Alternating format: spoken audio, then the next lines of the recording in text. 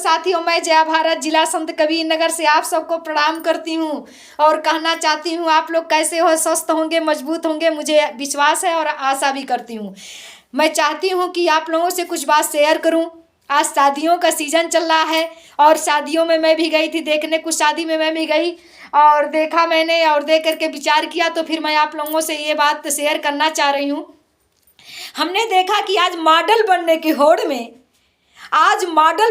होड़ में एक दूसरे से अलग दिखने के होड़ में लोग अपने कपड़े को कितना छोटा पहन ले, कि खास करके हमारी माताएं बहनें, हमारी बहुएं, हमारे भाभी लोग, कि मैं सबसे अलग दिखूं मॉडल बनने की होड़ में।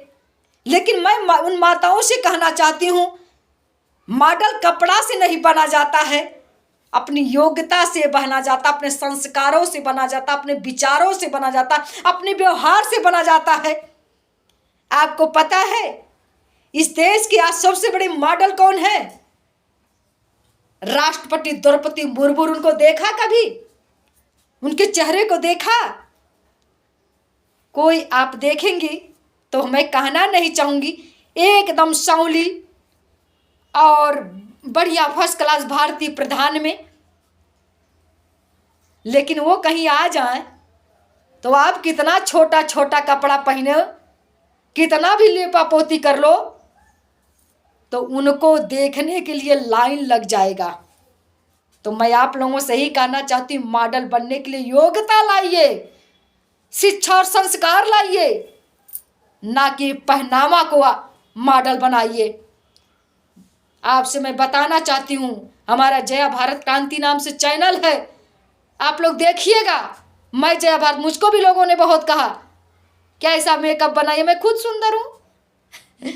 अब अपने मुख से मतलब कह रही हूँ, मजाक ही समझिए, लेकिन सुंदरता संस्कार का होता है।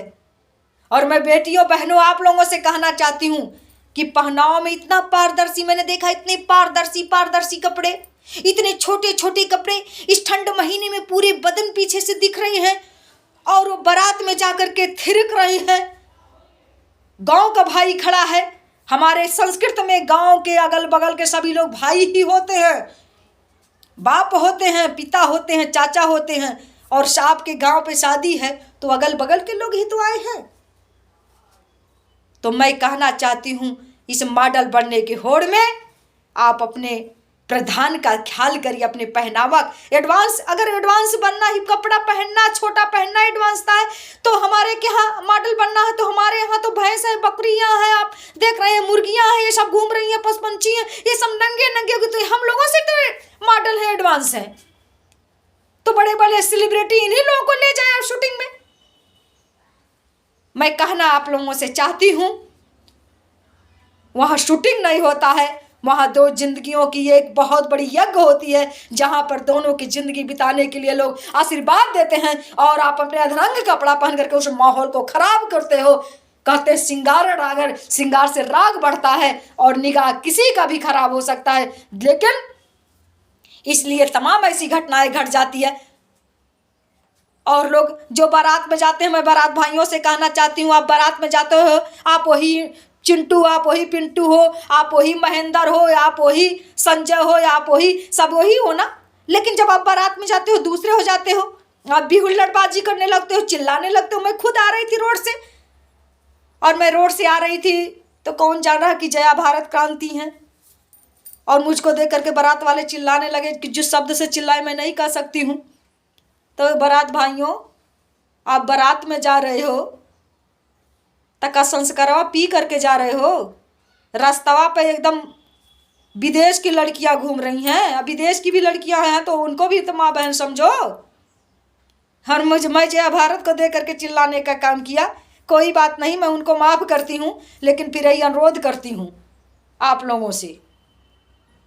और मैं गांव की और देश की, राष्ट्र की, जिले की, संपूर्ण प्रदेश की बेटियों से यही कहना चाहती हूँ क्या आप लोग बारात में जाइए तो अच्छे से कपड़े पहन के जाइए, अच्छे से मेकअप करना कोई बुराई नहीं है, जाइए और एक दूसरे को मदद करिए, दुल्हन को मंच तक ले जाइए। वो दुल्हन जो है, जो बेटी है, वो आपकी बहन बेटी है। अगर उधर से आई है तभी नारी दर्द जानती हैं। अगर बारात पक्ष से आ पाई हैं, दोनों लोग की कोई कमी बेसी है, उसको मंच पे ले जा करके अच्छे से जयमाल करवाइए, शादी विवाह निपटाइए और एक आशीर्वाद देकर अपने घर। ओवर एक्टिंग और मॉडल बनने के होड़ में अपने आप को आप बर्बाद मत करिए, अपनी संस्कृति अपने कल्चर को मत बर्बाद करिए, अब हुल्लड़ाई पर मत उतर आइए। जितनी बड़ी हाई फाई शादी उतनी अधरंगता, जितनी बड़े लोग उतनी अधरंगता, उतनी मॉडलपन के होड़ में।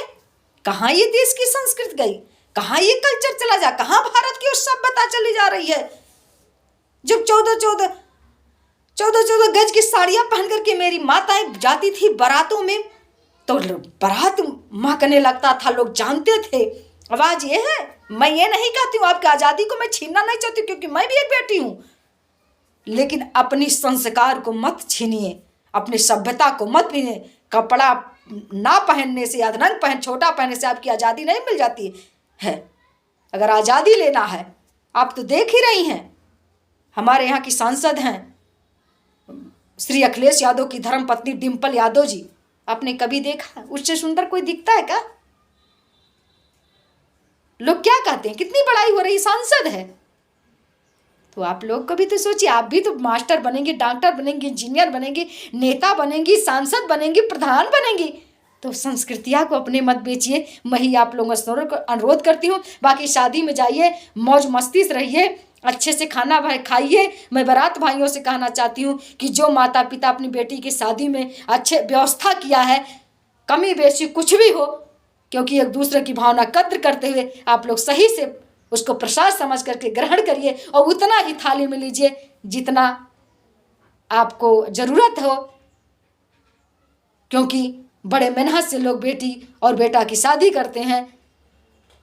और शादियों में ज़्यादा आडंबर तो नहीं होना चाहिए, मैं इसका विरोध करती हूँ आप लोगों से। और एक मैं दुल्हा पक्ष के लोगों से और वर पक्ष के लोगों से भी कहना चाहूँगी कि आप लोग अपने शादी में छुरछुरिया और पटाखे के स्थान पर इसी पैसे से पेड़ लगा करके, वृक्ष लगा करके अपनी शादी के शुभ अवसर पर अपने घर पर लाकर लगाइए, जिससे आपकी ज़िंदगी में ऑक्सीजन भी मिलेगा, फल भी मिलेगा, लकड़ी भी मिलेगा और छाँव भी मिलेगा और आपकी यादगारी भी रहेगी।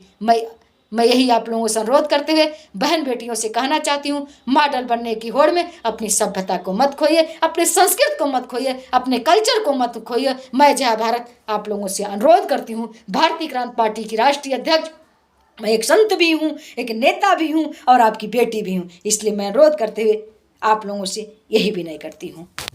सही